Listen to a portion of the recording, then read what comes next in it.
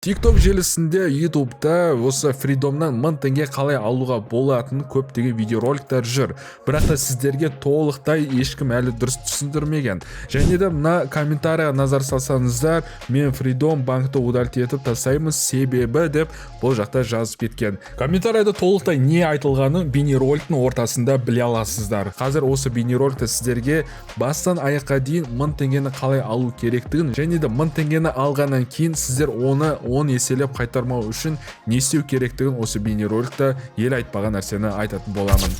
Бірінші қадам менің телеграм арнама өтеміз және де осы постты тауып алып мына жақты сілтемені басамыз. Сілтеме арқылы міндетті түрде өтіңіздер. Егер сілтеме арқылы өтпесеңіздер, онда 1000 теңге ала алмай қаласыздар. Міндетті түрде сізді шақырған адам болу керек. Сол кезде сіз 1000 теңгені сәтті алатын боласыз. Кірген сәтте Google Play немесе App Store лақтырады. Сол жақтан сіз Freedom қосымшасын өзіңіздің телефоныңызға жүктеп алатын боласыз. Freedom қосымшасын жүктегеннен кейін открыть деген түймені басамыз және де Freedom қосымшасына өтетін боламыз. Бастапқыда бізге таныстыру мақсатында көрсетіледі. Біз мән бермейміз, бірден начать деген басамыз. Енді мына жақта өзіміздің қолданып жүрген основной номер телефонымызды жазатын боламыз. Бұл номер телефонға код келетін болады. Кодты осы жаққа 4 сандық кодты енгіземіз. Және өзіміздің иінімізді жазамыз. Және видео идентификацияны өтетін боламыз. Яғни Face ID өзіміздің түрімізді көрсету арқылы Каспийдағыдай солай өтеміз. Бәрін сәтті орындап болғаннан кейін тексерістен өтетін болады. Ендігі қадам бізге MasterCard немесе Visa таңдау керек. Банально MasterCardты таңдасақ та болады және де продолжить. Дизайн таңдаймыз. Мен бірінші тұрған по дефолту таңдай салам және де өзімізге код ойлап табамыз. 4 саннан тұратын. Каждый раз кірген кезде пин-кодты енгізіп отыру үшін. Мына жақта өзінің настройкалар бар. Бұны пропускать етіп жүрсеңіз болады. Міне біз жеке кабинетімізге кірдік. Өзімізге Freedom карточкасын сәтті аштық. Енді бұл іс-қимылдарымыз 1000 теңге алуымыз осымен бітпейді. Әлі де іс-қимылдар бар. Қазір соны толықтай сіздерге көрсететін боламын. Достар, арда тіркелуді ұмытпаңыздар. Осы ортада сұрап кетейін. Өйткені осындай пайдалы ақпараттар сіздерге шығып отыратын болады. Орта жаққа назар салсақ, суперкарт открытие деп тұр, яғни біздің карточкамыз онлайн түрде ашылып жатыр. Небәрі бір 3-4 минуттай күте тұрамыз, ашылып болғанын күтеміз. Міне достар, суперкарт өзінің дизайнмен сәтті болып ашылды. Бірінші қадамымыз Freedom криптовалютасын да ашу керек. Ол үшін жоғары жақтағы оң жақта төбеде тұрған батырманы басамыз. Және мен уже ашып қойдым, бірақ та сіздерде жазылып тұрады открыть Freedom валютный карта деген сияқты ма, сонда бір жазып тұрады. Соны басасыздар, открыть деген міндетті түрде сол сөз бар, соны басасыздар, болды. Сіздер Freedom валютасында сәтті аштыңыздар. Одан кейін бізге минимально 100 теңгеге транзакция жасау керек.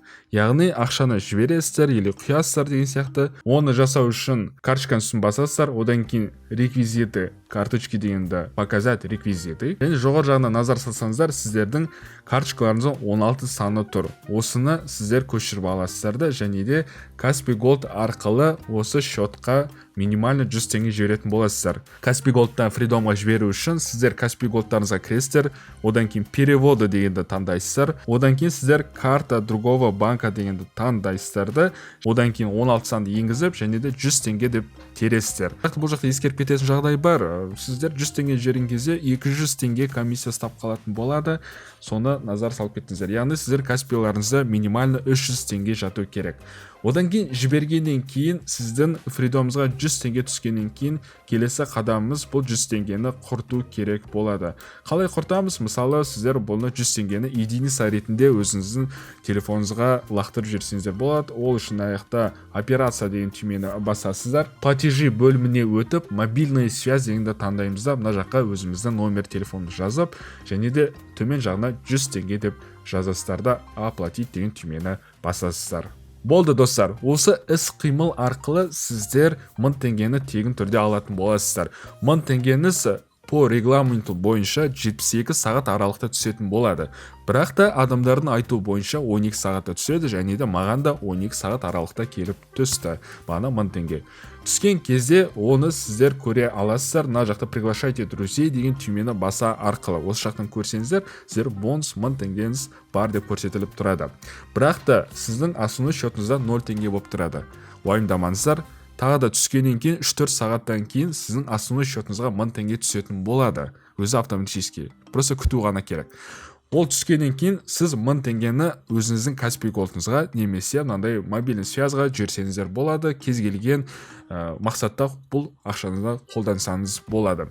Сосын айтып кететін жағдай, мысалы сіз шақырған адам да сіз де осындай транзакцияны істеу керексіздер. Мысалы мен өзімнің атымнан транзакция істемеймін, мына адам істесе, онда бұл есепке алынбайды. Сондықтан шақырған адам да және де шақырылған адам да екеуі де осындай транзакция міндетті түрде істеу керек болады. Және де комиссиядан көп ұтылмау үшін сіздерге айтатын бір кеңесім, Freedomға 1000 теңгеде жер қойыңыздар, және де сіздер шақырған адамдарға 100 теңгеден 5 комиссия жіберіп отырасыздар сол адамдарға, және де солай сіздерге тиімдірек табыс болатын болады. Және де комментарияны до конца оқиық. Мен картаны ашып, просто тіркелген 1000 теңге берді. Адам тіркей алмадым, ешкім ссылка басып кірмеді. Енді Freedom банкты удалить етіп тастаймыз, себебі ай сайын налог төлеп отыру керек екен. Адамдарға жерден жай 1000 теңге бере бермейді, онда сұрауы бар, 1000 теңге беріп еселеп қайтарып алады. Налог дегеніміз, яғни мысалы Каспий Голдта 1 жылдыққа налог алып отырады 2000 теңге. Мысалы Халық банкта ай сайын қателеспесем 150 теңге өздерінің налогтарын алып отырады. Freedomда осындай өздерінің налог бар. Егер де сіз карточканы қолданбасаңыз, мүмкін сіздің счетыңыз минусқа ұшырап отыратын болады. Сондықтан бұл айтқанында бір жөні бар. Егер де Freedomды болашақта қолданатын болсаңыздар, онда өздеріңізге қалдырыңыздар. Ал егер де Freedomды қолданбайтын болсаңыздар, онда бұғаттап тастаған жөн болады деп мен өзімде ойлаймын. Бұғаттау үшін служба поддержка жасаңыздар, сіздердің счеттарыңыз бұғаттап беретін болады. Сондықтан бұны да ескеріп қойыңыздар. Бұғаттау онлайн арқылы істеуге болады.